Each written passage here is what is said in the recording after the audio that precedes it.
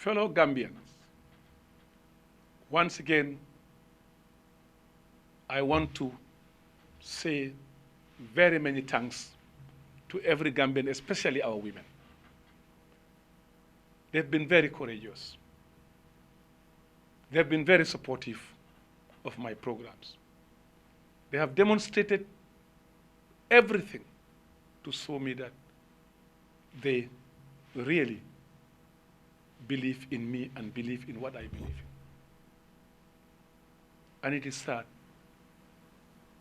that they are always the victims in every government. They do the campaigning, they do the cooking, they do all the activities. At the end of the day, few of them are appointed in offices, use them as pawns, and tend to downgrade them to nothing. They are only considered when elections are coming. I have said it before, and I want to repeat it again, that Gambian women, you have suffered so much. The recent utterances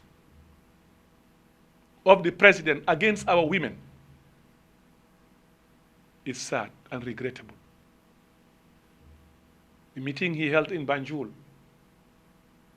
the utterances of the president, what he said to our women, the peace-loving Gambian women don't deserve that. They deserve more than that. And I believe that they felt betrayed by the man who prided himself that he was elected into office by women. And I've been thinking about this all along, as you know, that women are important to the life of every given country. Particularly, we men can only succeed when we have the support of our women. You know that if you go to the villages, women are on the field, working hard, toiling, carrying their babies, tilling the land. When some men are sitting down in the bantabas, brewing attire, enjoying themselves, and wait for the woman to come back home to prepare the food. And in some cases, even provide and prepare and serve it. These women don't even have time for themselves. Some of them are still pounding, physically using their physical fit bodies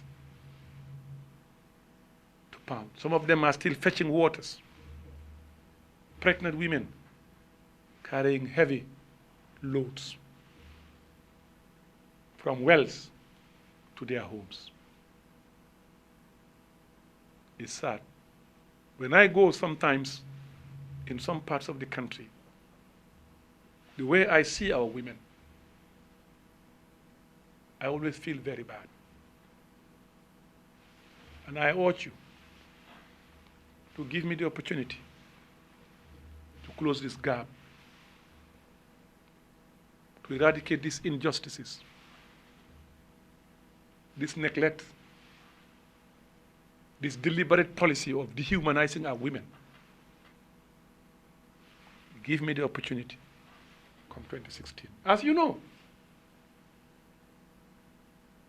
people say I have a soft touch for women. I love them, and they are lovely. But I'll give you today an example why I felt deeply touched when it comes to women issues. In 1997 parliamentary elections,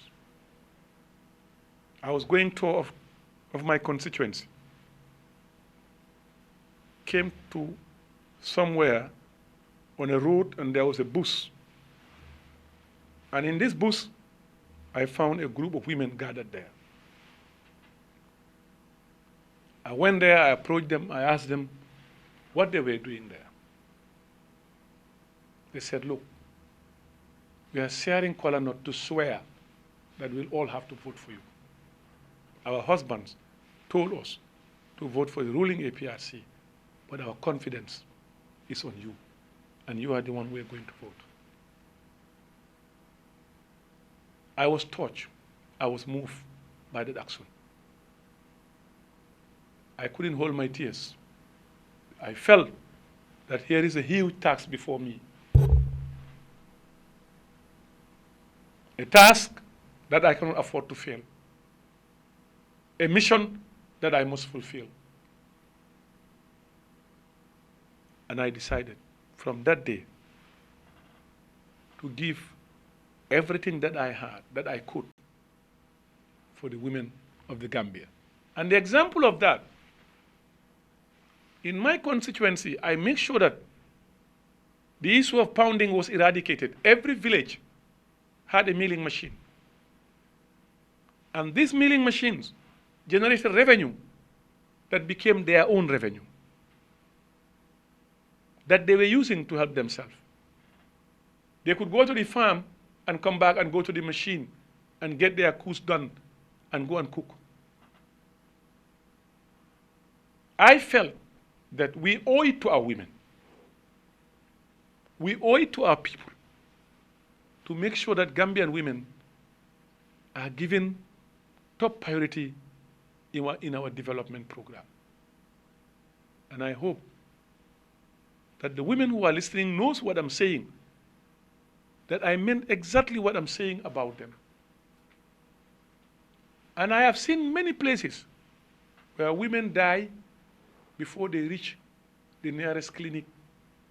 There is no ambulance. They're put in horse carts, donkey carts to go to the nearest clinic.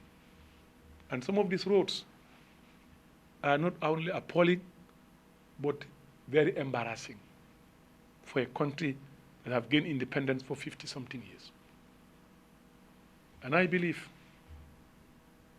that Gambian women deserve more than what they are getting. Gambian women need better treatment. Gambian women need better care. Gambian women are the ones who in every election participate more than men. In our last by-election that we defeated the APRC, the Independent Electoral Commission gave out the statistics where they said 90% of all the voters in that constituency were women. Therefore, I believe the women believe in my program, they believe in my policy, and they believe in me, and I will not betray their trust. I promise. I promise you, Gambian women, I will not betray your trust, and I promise I will get you out of the problems that you are. I promise I will eradicate the injustices you are going through. I promise I will eradicate poverty within your midst. I promise I give you all that you need to make sure that you feel proud of your country and you feel proud of your government and of your president. I thank you so much.